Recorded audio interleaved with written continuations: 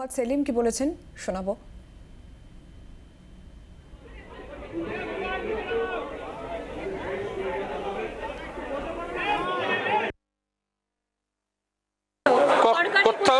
কোথাও শোনা হয়নি, কিছু মিডিয়াতে খবর পেয়েছি। 2011 সালের মে মাসে রাজ্য সরকারের সঙ্গে বুদ্ধদেব ভট্টাচার্যের এবং সিপিএমের সম্পর্ক চুকে গেছে। সেখানে এখন যদি আগবাড়ি কেউ কিছু বলে, আমাদের কিছু করণীয় নেই। শুধুমাত্র অধ্যক্ষ বিধানসভার বলেছিলেন, যেহেতু উনি দীর্ঘদিন বিধানসভায় ছিলেন এবং অনেক আমাদের প্রাক্তন এমএলএ আছে, অন্যান্য দলের আছে, বর্তমান আছে, যারা আলিমুদ্দিন স্ট্রিটে আসতে পারবে না কিন্তু ওখানে গিয়ে দেবে। এটা এই প্রথম।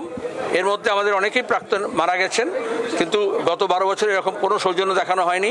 মন্ত্রীরা মারা গেছেন, বিধানসভা থেকে কোনো মালা দেওয়া হয়নি। কিন্তু দাঁড়িয়ে এবার যখন মনে করা হয়েছে, আমরা বলেছি ঠিক আছে, আধ ঘন্টার জন্য ওখানে মরদেহ পৌঁছেছে। সেখানে নীলোৎপল বসু তার প্রতিক্রিয়া আমরা পেয়েছি, শুনুন।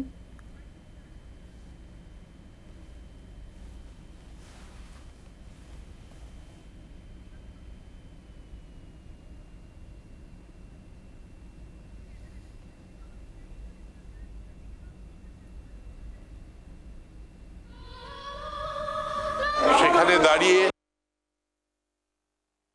উনি তো ছিলেন অনেক দিন ধরেই অসুস্থ,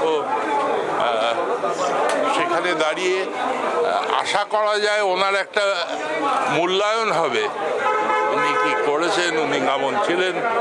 অনেক বিজ্ঞাপন করে, উনি তো নিজের জীবনে কোনো বিজ্ঞাপন করেননি নিজেকে নিয়ে। আমরা স্বাভাবিকভাবেই আশা করব যে এখন অন্তত একটা বস্তুনিষ্ঠ একটা মূল্যায়ন হবে ওনার জীবনে।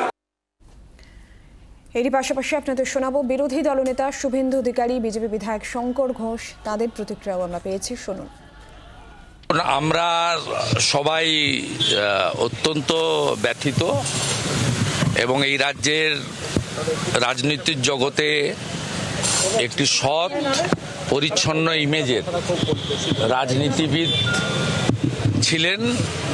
তার পার্টির যারা সহযোগী কমরেড, প্রাক্তন বিরোধী দলনেতা, প্রাক্তন মন্ত্রী ডাক্তার সূর্যকান্ত মিশ্র, ডক্টর সুজন চক্রবর্তী, রবীন দেব, এদের মাধ্যমেও তার রাজনৈতিক সাথীদেরকে সমবেদনা জ্ঞাপন করলাম এবং উনার সহধর্মিণী শ্রীমতী মীরা দেবী এবং উনার কন্যা, তার সঙ্গেও আমি দেখা করে নমস্কার জানিয়ে এই পরিস্থিতিতে তাদের শক্ত থাকার জন্য এবং দ্রুত স্বাভাবিক ছন্দে তার পরিবার যাতে ফিরে আসে, মঙ্গলময় ঈশ্বরের কাছে প্রার্থনা করলাম।